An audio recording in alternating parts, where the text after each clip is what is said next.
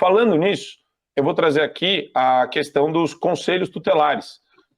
Saiu a matéria na CNN, vamos colocar um trechinho aqui da matéria da CNN sobre o desempenho dos candidatos de direita nos conselhos tutelares. Eletrônica, não é isso? Exatamente, Leandro. Os conselhos tutelares foram criados nos anos 90. E desde então, esse é um espaço político que foi ocupado majoritariamente por lideranças do campo, digamos, progressista. E um espaço político também é ocupado por lideranças ligadas a partidos como o PT e mais tarde o PSOL. E esse ano, que pela primeira vez a disputa pelos conselhos tutelares aconteceu nas urnas eletrônicas, num modelo parecido com as eleições regulares, isso aí atraiu a atenção de partidos mais conservadores e também dos bolsonaristas. E os bolsonaristas começaram a fazer uma grande campanha nas redes sociais para encampar candidaturas de conselheiros ligados a partidos como o PL, por exemplo. Então a gente viu, por exemplo, lideranças como a deputada Carla Zambelli e outros quadros do PL fazendo campanha para evitar que, como eles dizem, a esquerda domine os conselhos tutelares pelo Brasil.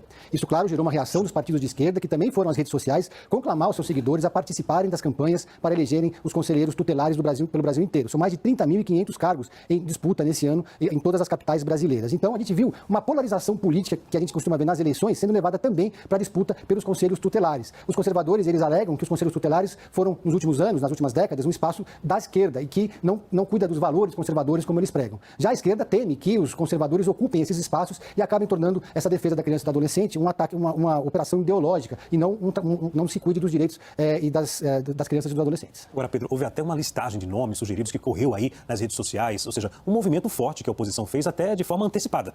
Exatamente, porque a oposição, quando ela percebeu que os bolsonaristas estavam se movimentando para ocupar esses espaços, eles...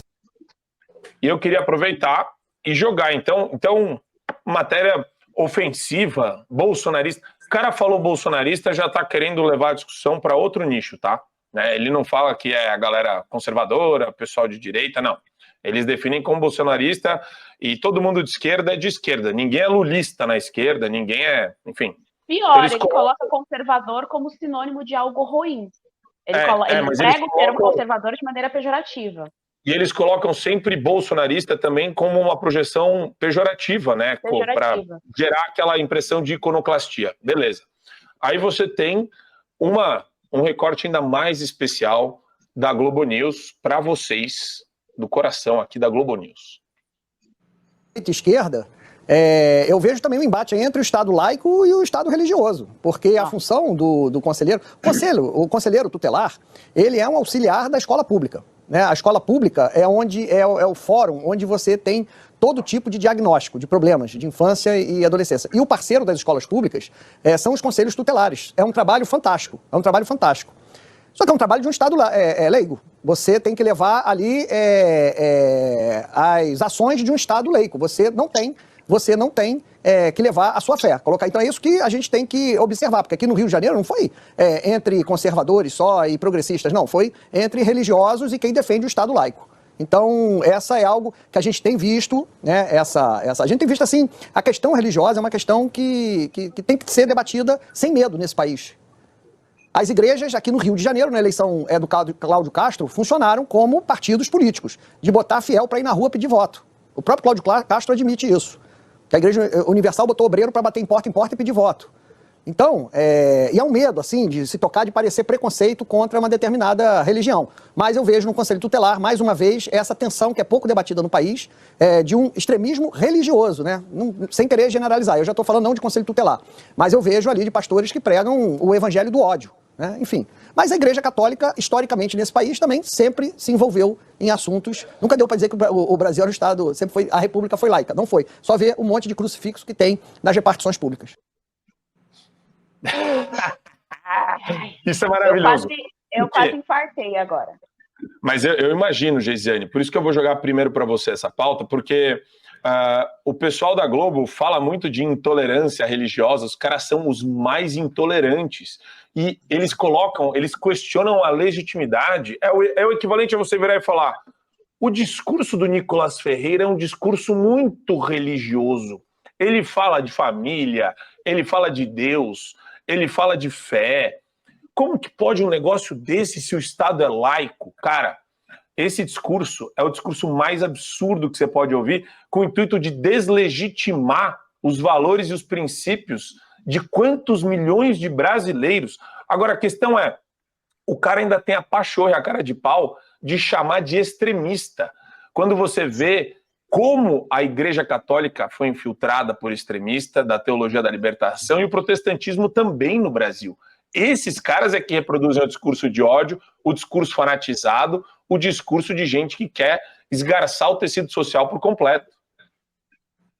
Olha, primeira coisa que eu preciso dizer é parabenizar as mães de direita. Isso foi um movimento puramente mais de mãe, né? As mães que acordaram, as mães que perceberam o que está acontecendo no mundo e se mobilizaram. Inclusive, em BH tem um coletivo chamado Mães de Direita, né? Que debatem sempre esses assuntos a respeito da maternidade, da educação das crianças. E assim, primeira coisa é isso, assim, parabéns. Quando nós queremos, nós conseguimos nos organizar, nós conseguimos colocar em pauta o que a gente tem em termos de agenda. Nunca duvide do poder de uma mãe. Nunca. Essa historinha aí que o feminismo enfiou na cabeça, de que ser mãe é ruim, de que ser mãe não valoriza a mulher, é uma das maiores mentiras. Nunca duvide do valor, do poder e da potência de uma mãe. Então, a primeira coisa, assim, é parabenizar a direita. Nós fizemos um excelente trabalho. As mães que são de direita, elas fizeram um excelente trabalho ao ocupar os conselhos tutelares. Ocupar conselho tutelar tem muito mais efetividade do que ocupar cargo político formal. Por isso que eles estão desesperados. Silvio Almeida, inclusive, está querendo fazer recontagem dos votos. Ué, Silvio Almeida, mas o sistema eleitoral não é confiável, por que agora você quer fazer recontagem dos votos? Posto isso, é impressionante como esses caras são canalhas. Olha, a imprensa brasileira, todo jornalista da Globo, da CNN, é um bando de canalha. Vocês, jornalistas da Globo, são um bando de vagabundos. É isso que vocês são. Canalhas vagabundos. Porque não existe problema algum em passar pessoas que acreditam no cristianismo. Aliás, caros vagabundos, a solução é justamente passar pessoas que acreditam no cristianismo. Ele fala aí como se o cristianismo não fosse responsável pela fundação do que a gente tem de Ocidente. É absurdo. Se hoje a gente tem a mulher que é valorizada, é graças ao cristianismo. Se hoje nós temos leis que defendem a liberdade, é graças ao cristianismo. Não é graças à esquerda, que sempre foi ditatorial. Então, assim, é absurdo o que ele fala do cristianismo, é absurdo o que ele fala da Santa Igreja Católica. Se a gente tem um Brasil, é graças à Santa Igreja Católica, meu amigo. Nós fomos fundados, graças a Deus, dentro do catolicismo, meu amigo. Então, assim, é absurdo o que ele fala como se fosse um retrocesso, ele fala com desprezo do cristianismo, e aí começa a falar mal dos pastores. Dentro da favela do Rio de Janeiro, quem sobe é o cristianismo. Quem faz trabalho social é pastor. Quem faz trabalho social são as pastorais da Santa Igreja Católica. Não é coletivinho de vagabundo marxista, de vagabundo estudante de universidade federal. Esses vagabundos só sobem morro para pegar droga.